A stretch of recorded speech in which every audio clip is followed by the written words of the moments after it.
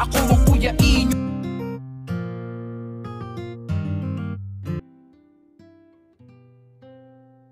Dear Kuya E, magandang umaga, magandang tanghali at magandang gabi sa lahat po ng iyong tagapakinig sa mga sulok ng mundo.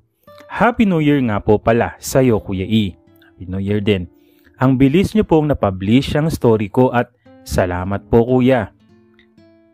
Paulo po ulit ito. Kuya E, nagkita pa pala kami ni Makoy nang umuwi siya sa Pinas at umuwi din ako dahil namatay ang nanay ko last February 11, 2023. At mag-isang taon pa lang na namatay ang nanay ko. Pagkatapos ng libing ng nanay ko, nag-asikaso ako ng mga importanteng bagay para matapos na kasi babalik ako ng Saudi. Ang nakuha kong emergency vacation ay 1 month lang.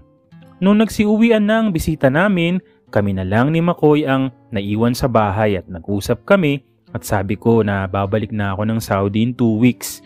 Sabi niya sa akin, ano daw? Paano daw siya?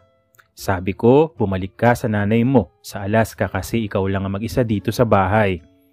Nagsorry siya sa akin dahil doon sa mga nangyari sa Alaska. Sabi ko, wala na to. Matagal na yun. Huwag mo nang isipin. Sabi niya sa akin na hiya daw siya kasi ang ganda ng pakikitungo ko sa kanya pero siya daw ay hindi maganda yung pag-uugali ang pinakita sa akin nung nasa Alaska ako. Sabi ko okay na ako. Dito mahal kita. Natatakot lang ako kasi hindi ito tama kasi magkamag-anak tayo. Tama na yan Makoy, okay na ako. Tanggap ko na kahit kailan hindi magiging tayo kasi mali itong ginagawa natin. Lumipas pa ang 2 linggo, bumalik na ako sa Saudi. Ang communication namin ni Makoy ay sa messenger na lang at nagkukumustahan kami. Kuya E, nakita na naman kami ni Ahmed. Dito ko naumpisahan ang tungkol sa amin ni Ahmed. Si Ahmed, Kuya E, gwapo, maputi at sa batang edad niya, siya ay mabalahibo at matangkad. Nagkakilala kami kasi may kailangan ako sa tatay niya. May itinanong lang ako kung pwede akong umuwi ng madaling araw kasi may part-time ako. Baka late na ako makauwi at malak ako sa labas. Sabi ng tatay niya, sige, papayagan kita pero pwedeng araw-araw kang uuwi ng late sa villa natin. Si Muhammad ang name ng tatay niya. Siya yung security sa villa namin at lahat po silang magpamilya, nasa Saudi silang lahat. Mami niya at 2 pa niyang kapatid na lalaki. Dito rin sila nag-aaral sa Saudi Arabia. Sila po ay taga-Egypt. Si Ahmed ang panganay, Kuya E. 2 araw ang day off namin pagka sa government ka po ng Saudi nagtatrabaho. Nung Friday, nagkayayaan kami na mag-basketball at sumama ang tatay ni Ahmed na si Muhammad. Pagdating sa park, naglaro kami at kami ang magkakampi ng tatay ni Ahmed. Naglaro po na pagtalon niya. Pagtalon niya na out of balance. Hindi na siya makatayo, sabi na. Bali ata ang uncle niya. Nauna kaming umuwi at nagsabi siyang kung pwedeng hulutin ko raw ang paa niya. Sabi ko, pwede naman habang hinihilot ko ang paa ni Mohamed. Sakto naman dumating si Ahmed. Sabi ni Ahmed siya din daw hilutin ko kasi masakit ang likod niya. Sige, pagkatapos ng baba mo, ikaw din ang ihilutin ko. Habang nag-uusap kami ni Muhammad na nakiusap sa akin kung pwedeng turuan ko si Ahmed ng English kasi hindi siya marunong magsalita ng English. Babayaran naman daw ako. Sabi ko kahit walang bayad basta payagan lang ako mag-part-time sa labas. Sabi ni Muhammad, sige, ipapaduplicate na lang ang susi ng gate at ng main door. Sabi ko, maraming salamat sir. Habang minamasahe ko na si Ahmed, sabi ni Muhammad, pasok na siya sa kwarto. Minamasahe ko na ang binti ni Ahmed. Mukhang tinayuan kasi may nakabukol na sa kanyang jogging pants na manipis habang minamasahe at sabi niya masarap daw at parang gusto niya na mag-jacks. Sabi ko, what? Sabi ko, haram. Sabi naman niya, hindi daw kasi pagtapos magsala na lang daw. Ang sala Kuya E ay pupunta ka ng mosque at magpe-pray. Yun po ang ibig sabihin ng sala. Yes, alam ko. Sabi ko kay Ahmed, baka makita ka ng baba mo. Ang baba, kuya, ay tatay po sa atin. Sabi niya, hindi. Kasi malalaman naman natin pag lumabas kasi maingay ang pintuan kapag nagbukas. Sabi ko, kinakabahan ako. Baka mahuli tayo ng baba mo. Don't worry. I think my father, he is sleeping right now. Kinuha niya ang kamay ko at pinahawak sa paps niya. Nagulat ako sa laki at taba. Mahabang paps niya, Kuya E. Parang hindi normal sa edad niya na 14 years old.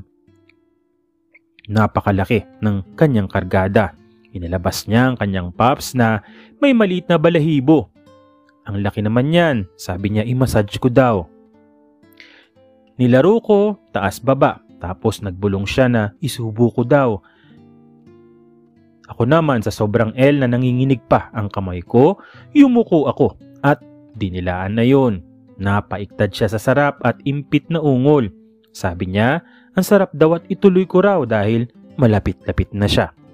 Pagkatapos namin Kuya E, tuwing day off ko, umaakyat si Ahmed sa room ko at nagpapaalam sa tatay niya na magpapaturo sa akin ng assignment niya. Pero hindi naman yon ang ginagawa namin sa 2 araw. Kung day off, halos linggo-linggo. Ganyan ang ginagawa namin ni Ahmed.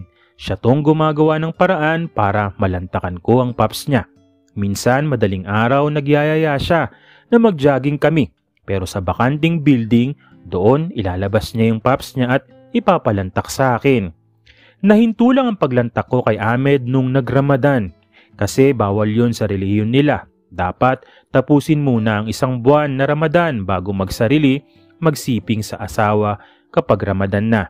Pagtapos ng Ramadan, balik naman kami ni Ahmed sa ganung setup at may pakiusap siya sa akin na kung pwede, pumasok siya sa akin. Sabi ko, baka mamatay ako Ahmed, baka mag-bleeding ako sa taba at haba ng paps mo.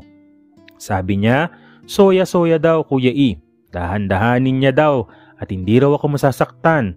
Sabi ko, promise mo yan ha, naniwala ka naman sa promise. May sinabi pa siya na kung hindi raw ako papayag na pasukin, ako hindi ko na daw siya matitikman kasi uuwi na raw siya sa bahay ng nanay niya sa Ishbiliya yon. Doon na lang daw siya titira. Sabi ko, sige promise mo, hindi ako masasaktan. Tawa naman ako. Naniwala ka naman. Nagubad na kami Kuya E at nagsimulan ko ng lantakan ng paps niya ng matigas. Sabi niya pwede na daw. Lagyan ko raw ng maraming lotion ng paps niya, pati likuran ko. Tapos inunti-unti niya. Napahiyaw ako sa sakit nung nakapasok na siya. Sobrang hapdi at sobrang sakit nung ginagawa na yon. Napaungol siya. Sabi niya, virgin ka pa sa dick kasi may dugo. Hanggang sa sinabi niya na sasabog na daw. Nakalimang atras abante siya at sakto sumabog ang bulkang mayon. Kuya E, sa nangyari sa amin ni Ahmed, 1 linggo akong nilagnat. Masaya ako Kuya E kasi araw-araw siyang umaakyat sa room ko. Dinadalhan ng prutas at pagkain. Nagpapaalam siya sa kanyang ama na may sadik Paulo Hadataban. Ang sweet niya sa akin Kuya E, pero habang nandun siya sa akin, pinapahawak niya ang kanyang paps. Kuya E, hanggang dito na lamang po muna ang story ko. Maraming salamat po and God bless you and more power to your channel. Katawa ka, naniwala ka, sinabing hindi masakit na hindi ka masaktan ha.